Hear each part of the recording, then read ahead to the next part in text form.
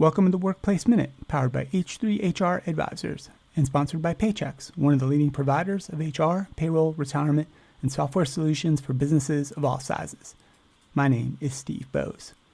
As 2025 begins, a look at the state of flexible working in the U.S. According to the Flex Index report, which collects firm information and in-office requirements details on more than 13,000 companies employing more than 120 million people worldwide, the percentage of U.S. firms requiring full-time in-office is 32%, which is roughly flat over the last 2 quarters, despite some high-profile company shifts towards full-time in-office work requirements. Overall, the report finds that 68% of U.S. firms offer some work location flexibility.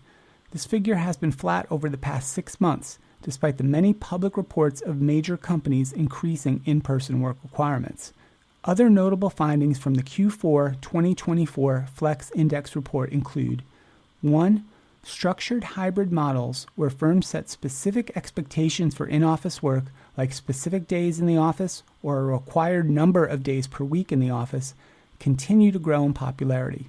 43% of U.S. firms now have a structured hybrid model, and that's up from 38% in Q3 and 20% back in the beginning of 2023. 2. Fully flexible models where companies give their employees a choice over whether to come into an office or not decreased slightly in popularity quarter over quarter, down to 25% from 29%. And 3. The average required time in the office per week has increased. The average U.S. firm now requires 2.78 days per week in the office, and that's up from 2.63 days a quarter ago and about 2.5 days 2 quarters ago. And that shift is heavily driven by an increase in the percentage of companies requiring 3 days per week in the office, 28%, and that's up over 19%. One other important statistic from the Flex Index report stands out. 70% of U.S. firms with 500 employees or fewer are fully flexible, compared to just 14% of firms with 25,000 or more employees. This is notable for several reasons. First, there are many more companies in the U.S. with fewer than 500 employees than companies having 25,000 or more employees. Next, by embracing full flexibility at a significantly higher rate than the giant enterprises, this can enable smaller companies to better compete for talent by offering substantially more flexibility than the typical large enterprise.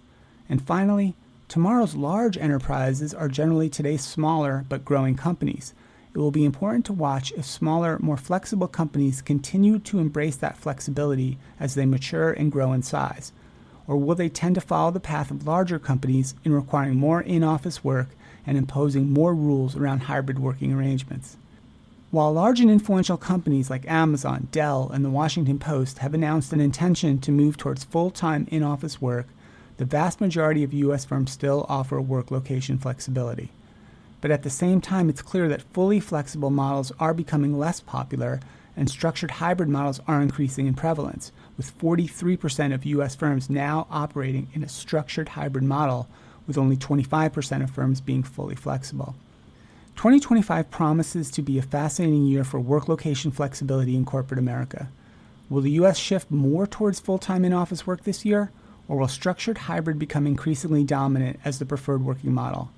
And will smaller firms continue to offer substantially more flexible arrangements than their larger competitors? We will continue to follow these questions and all the important topics and trends in the world of work here on the HR Happy Hour Media Network. That's it for the Workplace Minute, powered by H3HR Advisors.